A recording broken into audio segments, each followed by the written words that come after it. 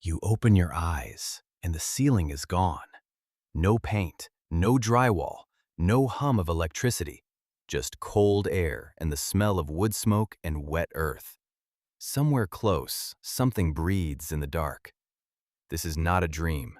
This is 20,000 years ago. The last ice age has the whole planet in its grip. Glaciers cover most of the northern hemisphere. Sea levels sit over 100 meters lower than today, because so much of the world's water is frozen solid in ice sheets thicker than skyscrapers.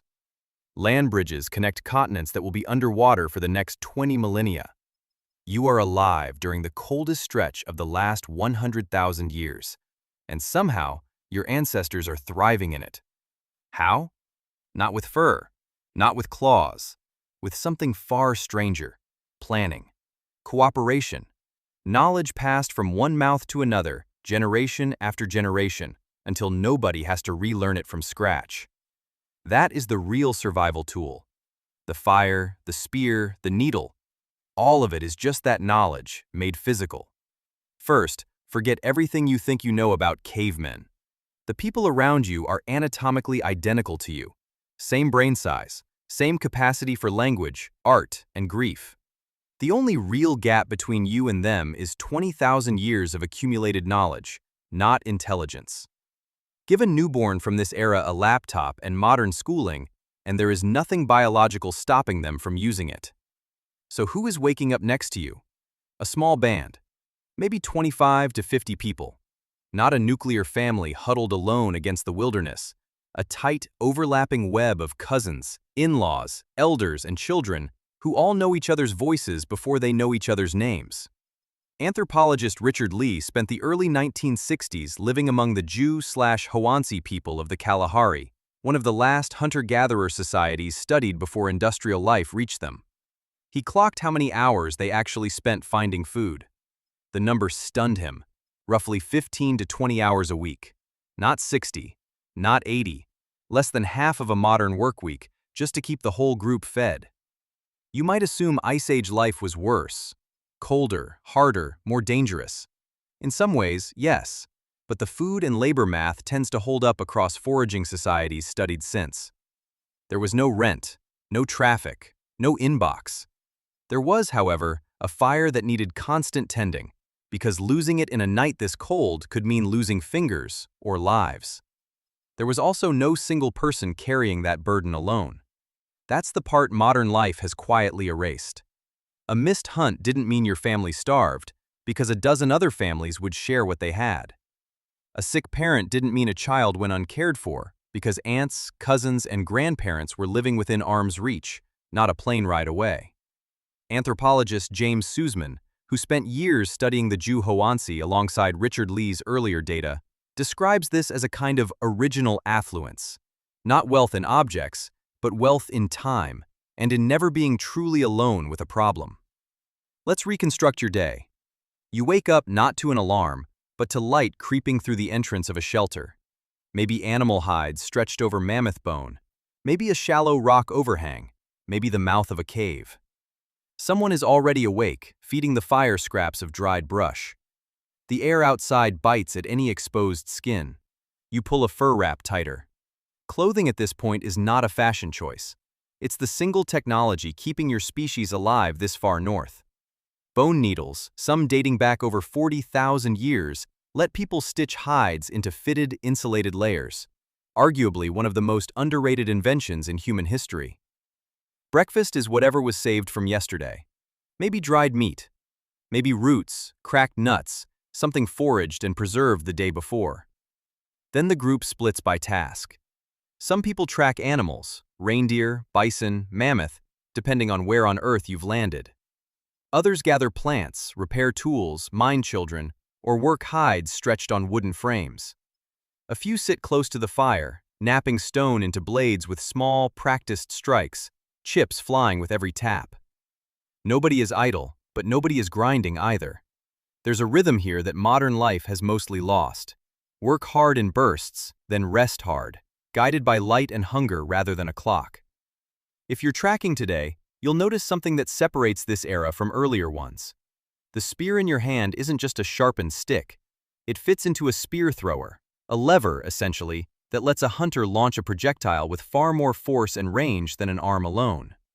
It's a small piece of engineering, invented and refined over generations, quietly doing the work of a much larger animal.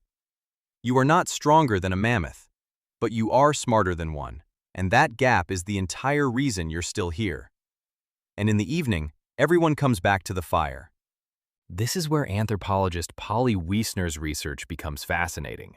She studied how the same Jew/Hoansi communities talked during the day versus at night. Daytime conversation was practical, complaints, logistics, gossip about who did what.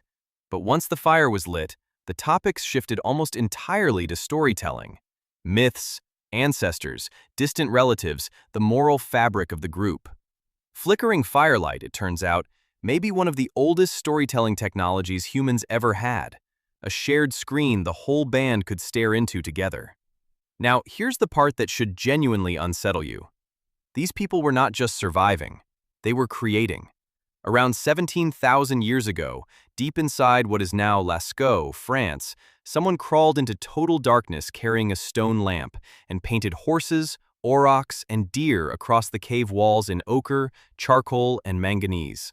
Not crude scratches, dynamic, layered, anatomically observant images, some using the natural curve of the rock to suggest motion, as if the animals are mid-stride. Nobody who painted those walls could easily see their own work in that light. They weren't doing it for an audience passing through. They were doing it because it mattered.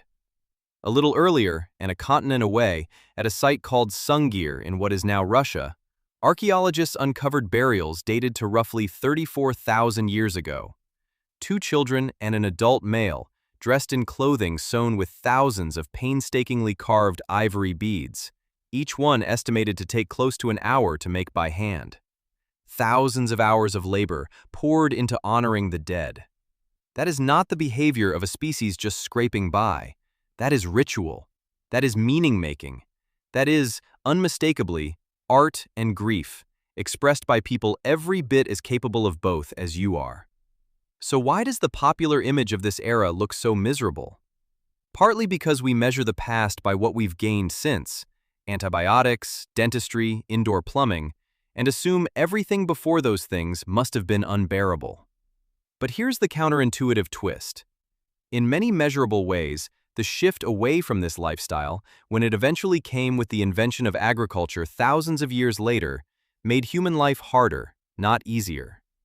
Skeletal remains from early farming communities show shorter stature, worse teeth, and more infectious disease than their hunter-gatherer predecessors. Farming produced more food, but also more people crammed into less healthy conditions, doing more repetitive labor. The world got more crowded. It did not necessarily get kinder to the human body. None of this means Ice Age life was easy. Winters killed people. Predators killed people. Childbirth was genuinely dangerous, and infant mortality was brutally high by modern standards. A broken leg, a bad infection, a lean winter with too few reindeer. Any of these could be fatal in ways they simply aren't for you today. You would not choose this over modern medicine if you actually had to live it start to finish. But the specific kind of misery we imagine, grinding, joyless, meaningless toil, day after identical day, appears to be largely a modern projection, not an accurate memory. What your ancestors had, that many people today quietly ache for, was rhythm. Work tied to daylight instead of deadlines, food shared instead of stockpiled, an entire evening built around one fire and the people who mattered most to you, with nothing competing for their attention. No notifications, no infinite scroll, just faces lit orange, telling the same stories their parents told them.